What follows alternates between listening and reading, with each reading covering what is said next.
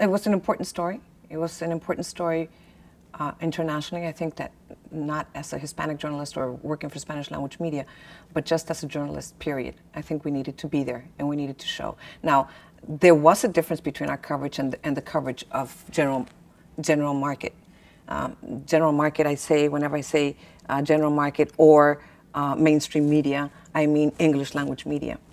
And, you know, it's funny because sometimes I think when we talk about mainstream media, well, aren't we mainstream too? At what point are we going to be separate from mainstream? You know, is it us and them? When are we them also? So, you know, that's a philosophical situation and question and discussion that I have all the time with some of my colleagues and in my own mind. But nevertheless, when it came to Baghdad, as a journalist, I needed to be there.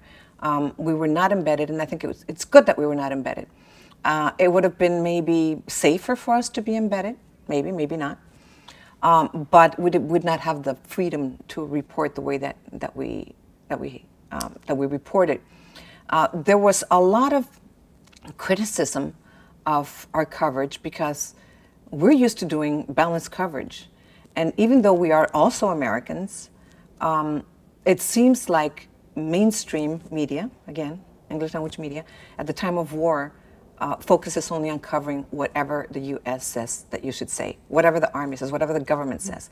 And we would also give the side of Al Jazeera. We would say, this is what Al Jazeera is saying, and this is what the U.S. government is saying.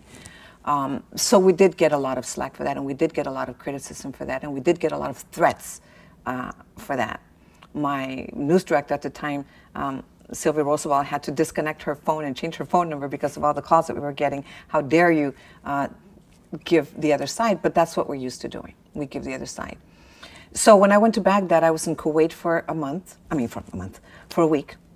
And we tried to get into Baghdad escorted by the army and the U.S. forces, but they just would not.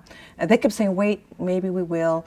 First, let's take you to this camp and that camp and show the camp conditions here in Kuwait. We interviewed a lot of soldiers. There were a lot of Hispanics that were serving in the military at the time, waiting to go into Baghdad. There were some 18-year-olds, 19-year-olds that had left their home for the first time and were going into the war zone for the first time. So there was plenty of, you know, human stories with the forces themselves. So I remember that the commander that was in charge of media and in charge of us one day, I finally said, okay, we've been here a week, we've done stories on your camps every single day. It's time for you to help us and let us come in. And I said, I think it was Christiana Mampour who had gone in and had been flown in, and another, two reporters had been flown in to Baghdad airport. So I said, why can't you allow us to do this? He says, well, you are on your own. And what do you want us to do? You want me to take you on a plane, leave you at the airport, you jump the fence, and you go to the center of Baghdad, and when you get killed, I don't have to be the one to call your family and tell them that you died because you're on your own, and that's what a unilateral pass means. That's what you have, a unilateral pass.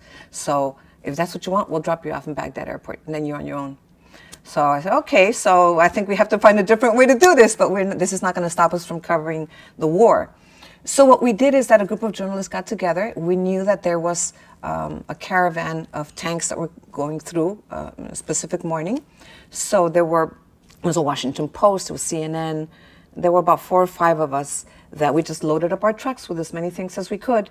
And we created our own little caravan, putting TV all over. We had my cameraman, I think he exaggerated a little bit, put a bulletproof vest in front of me, on each side, in the back, and had me for 14 hours driving like this. I was able to get out for a little while where he gave me a camera and I was allowed to shoot myself some of the B-roll that I was seeing there. We were stuck in a sandstorm on the way in. But we made it. It took us 13, 14 hours, but we made it and we got to Baghdad. And once we were in Baghdad, then, you know, that was a different story. Now, we were very lucky to take with us a translator. I don't know if you remember the story of Ali. Ali was a young man who became the symbol of the war, of the collateral damage. He had been in the center page of a magazine with both of his arms blown off. So we interviewed him in Kuwait. He was at a burn center there. And there was a man who was close by who happened to have been the translator who brought Ali from Baghdad into Kuwait. So we hired him as our translator. So that's how we were able to get by in Baghdad. We had our own translator, we had our own crews, we took our own food. You know, we finally found a hotel and a place to sleep. No electricity, but that's fine. I had my credentials with a little flashlight, so I could go up and down, you know, 6 flights of stairs to my room and back. And I think that the stories that we did were special and very significant, and we did, you know, a lot of the casualties and a lot of the collateral damage, and we did stories on the children that were affected by this. So I think we were able to do both sides. I think we did give the government side, but we also did show collateral damage in Baghdad. And I think that was important for us to show. A lot of the Hispanic soldiers were there. Mm-hmm. I think that was important to them. I think that's the type of story that's a human interest story, and I think everyone cares about that. But when your country goes to war, and your sons and your brothers and your husbands, you know, are there, you want to know the conditions that they're under.